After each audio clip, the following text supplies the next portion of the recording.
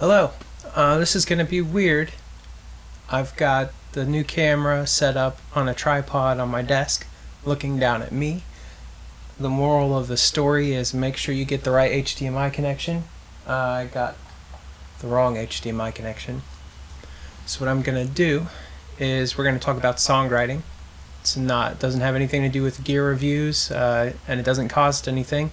So we're just going to start with Unit 1. I'm going to talk about some basic terminology, so when we're discussing songwriting, we all have a frame of reference. In the second unit, we're going to talk about different songwriting styles and how I songwrite, and I'm going to say the word songwriting about 500 times, it feels like. But I've got new lights in the back and in the front, so hopefully everything's bright enough. And you can see my screen, so let's start with the first part of Songwriting Unit 1, which is the 3 chords. So everybody who writes music knows the 3 chords. They're 1, 4, and 5. If you've never done songwriting, basically the 1 is the root note of whatever key you're in, and so that's usually a major triad. So that's if you're in the key of C, it's C, E, G. And then 4 is your 4 chord, which is the 4th note in the scale, which would be F, A, C is your major triad. And then the 3rd chord is the 5, which would be G, B, and D. And this is the building blocks of popular Western music. The 12-bar blues is built on it, and also most major popular music. So when I say 1, 4, 5, or I say 2 or 3 or 6, I'm talking about the note in the scale, and then it's usually going to be a major triad if it's 1, 4, 5, and then it's going to be minor if it's 2, 3, 6, and then if I say 7, it's diminished. So that's the 3 chords. Now let's talk about song structure.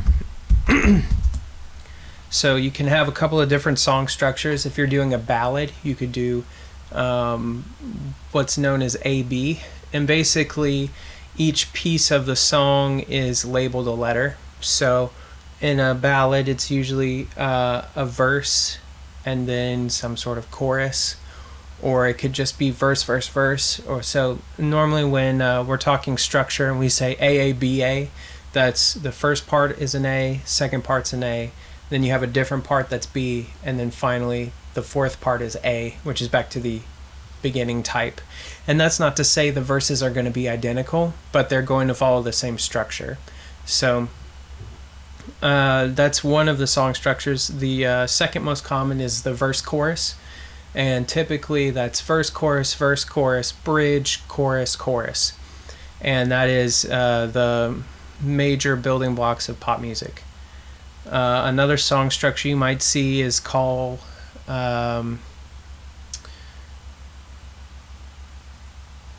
nope, those are pretty much the only 2. I'll talk about other ones as I build them, but mostly everyone talks about verse chorus because that's what everyone's familiar with. Alright, now let's talk about tools. So the only tools you need for songwriting are your brain, something to write with, and maybe something to give you a point of reference for your pitch.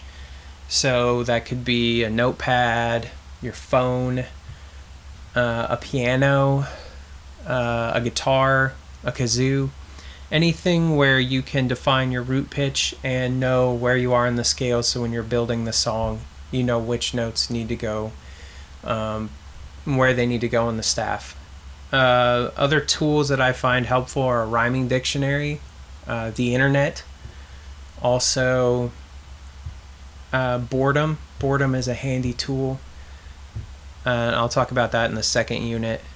Another useful thing to have is if you have some sort of app where you can just type chords and just let them play on a loop, that's helpful. Same with any sort of beat maker. If you have like a drum loop app that just plays a drum loop in the background and you can kind of improvise some chords over the top of it, that's very helpful.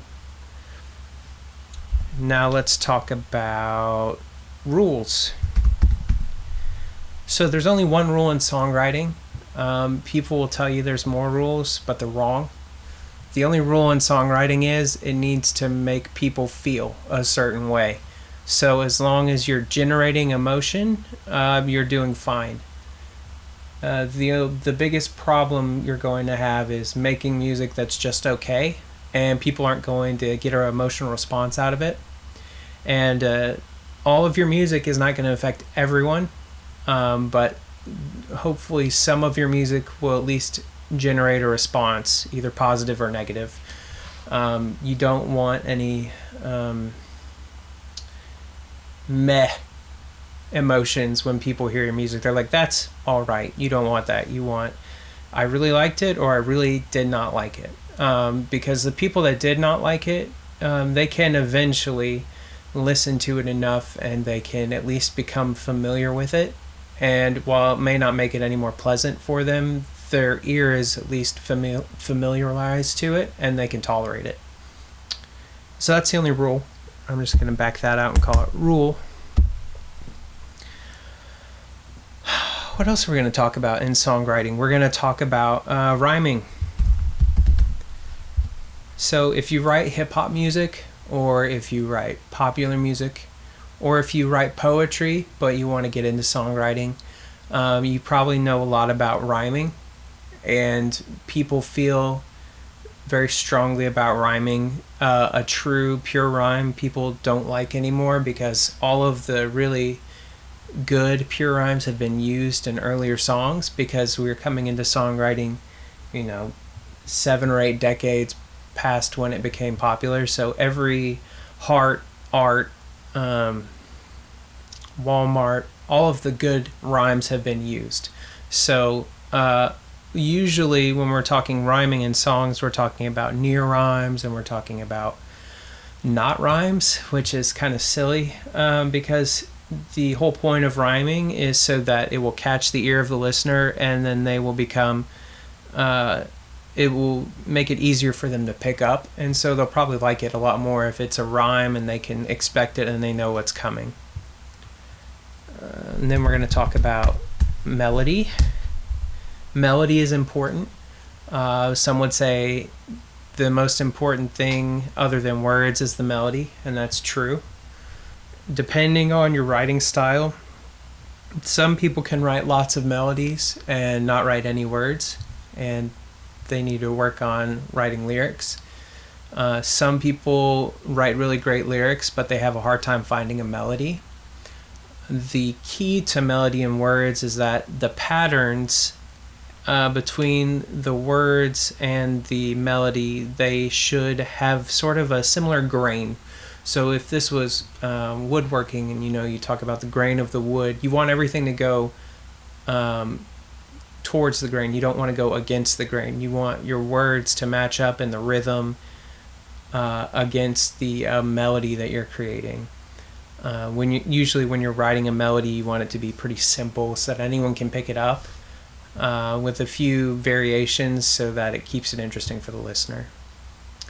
Now we're going to talk about harmony. Harmony is probably the third most important thing other than melody. Harmony is what's going to give you the context for your melody. So after you've made your song, the harmony is what gives it the emotional underpinning. Usually I kind of tie harmony to the arrangement, because the harmony is going to contain all of the other notes in that chord, and that's going to deliver your emotion. Let's talk about dissonance. So depending on what genre you're writing in, if you're writing metal, you're writing punk, you're writing rock, sometimes you will want some dissonance between the melody and the harmony, or the melody and the drums and no, that sounds stupid. Drums have a melodic compartment. They have a melodic component, but nothing like piano or guitar. So ignore what I just said. That's dumb. Usually you want some dissonance to create a sense of tension, so that when you reach the chorus you can get the release. And it's not exclusive to those genres. Pop can have dissonance, and you'll have varying levels of dissonance depending on the song. Basically it's just another tool in your creative palette to generate emotion. now we're going to talk about time. So time is important. Why is time important in songwriting? Because the listener does not have time is the most valuable thing that the listener has, and so you need to catch the attention of the listener at the earliest possible moment, and then you want to sustain that interest throughout the entire song. So time in terms of tempo, time in terms of effort expended to create the content, all of those are a factor if you are going to make music as a commodity. And I'm going to talk about time in Unit 3. And then finally, 10, we're going to talk about the tools, rule, rhyming, melody, harmony, dissonance, time, and emotion, because you can't write a song without emotion. And if you write a song without emotion, it's typically called techno. And that's silly because techno can be full of emotion. You have to be emotionally honest with yourself if you're going to write.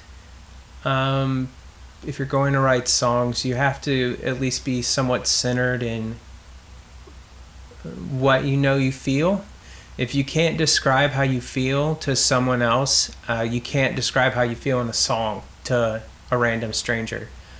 An emotion doesn't really play a part, except that usually emotion is the starting point of a song, and then you detach yourself from that emotion and you hone the song until it's not perfect, but it's better. And the emotion is probably for the songwriter, when they write it, the emotion is the strongest piece, because when they play that song over and over for other people, they're going to feel that emotion. Another aspect of emotion that is not tied to the song is what people will be feeling when they play your song. So people are going to be having your song in the background, and some sort of life event's going to happen, or there's going to be a pivotal moment in their life, and if you're lucky, your song was playing when that happened. And so their brain is going to associate that song with that emotion. And then depending on the event, that can be a good or a bad thing. But that's really all there is to say. Alright, so I'm done talking. My next video is going to be a gear review. Maybe the HX effects, maybe, I don't know. I'll just pick something up and I'm going to review it. I hope the lights are better than last time, and I hope this edits a lot quicker than last time. I got caught up in an NYPD Blue marathon, as we all do. If you haven't watched NYPD Blue, now's a good time to pick it up. It's on Amazon Prime for free to watch, and it is delightful. And that's going to be the end of it.